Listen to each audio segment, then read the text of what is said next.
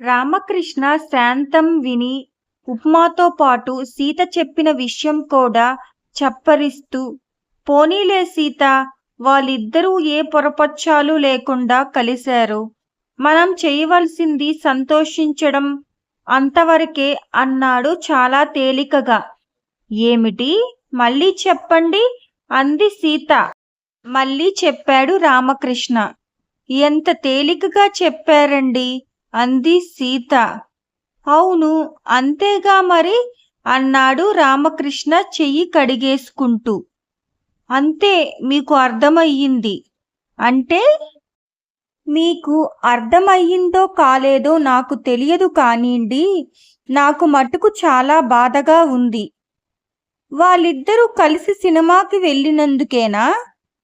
హమ్మయ్య, ఇప్పటికి అర్థం చేసుకున్నారు సీత తృప్తి పడుతూ అంది. రామకృష్ణ పక్కున నవ్వాడు. నవ్వటం అయిపోయిన తర్వాత, పిచ్చి సీత అన్నాడు ఆప్యాయంగా. నాకేం పిచ్చిలేదు, సీత కోపంగా చూసింది. వాళ్ళిద్దరూ హాయిగా సినిమాకెళ్తే మధ్యలో నీకెందుకు సీత బాధ? ఇంతేనా మీకు అర్థమయ్యింది అన్నట్లు చూసింది సీత. చెప్పు సీత.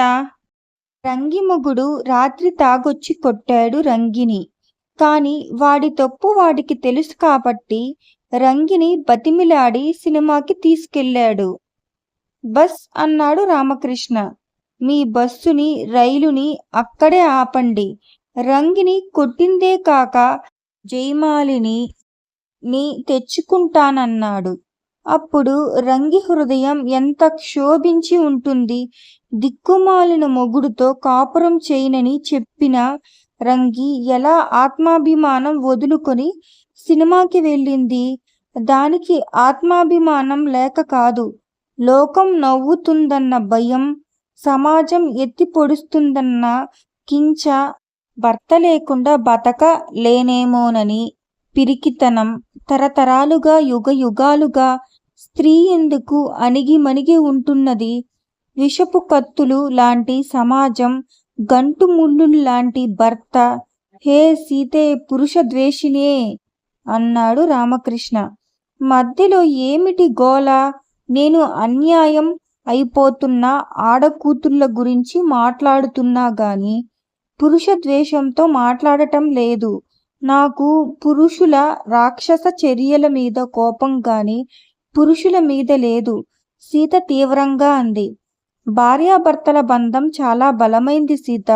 ఒక భార్యాభర్త చిన్న సంఘటనతో ఆవేశంగా విడిపోతే విచారించాలి గాని మొబ్బులు విడిపోయి వారి మధ్య పోట్లాట సమసిపోయి కలిసి ఉంటే మనం సంతోషించాలి అంటూ రామకృష్ణ గంటసేపు చెప్పింది చెప్పకుండా చెప్పగలడు.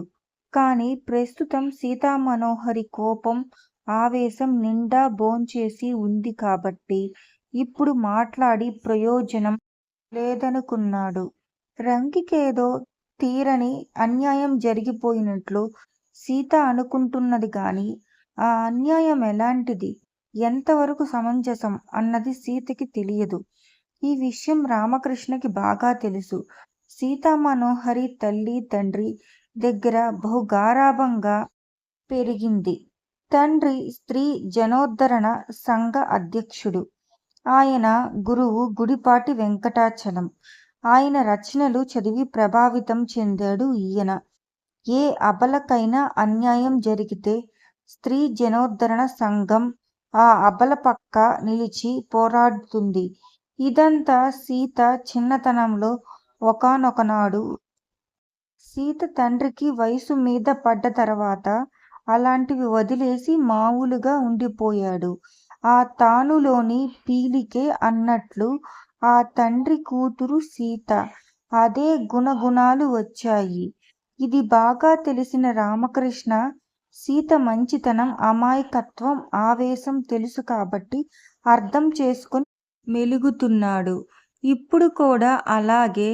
సీత, నేను విషయం చెప్పనా అన్నాడు రామకృష్ణ.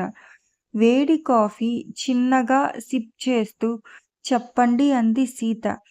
నీవంటే చదువుకున్నావు, ప్రపంచ జ్ఞానం కూడా అపారమే. పైగా రక్తంలోనే బానిసత్వం ఉందా అన్నట్లు నేరం చేయకపోయినా తల ఒగ్గే తత్వం చాలా మందిలో ఉంది. ముఖ్యంగా బీదవాళ్ళు, కింద తరగతి వాళ్ళు అణిగిమణిగి ఉండే విధానానికి తల ఒగ్గి ఉన్నారు.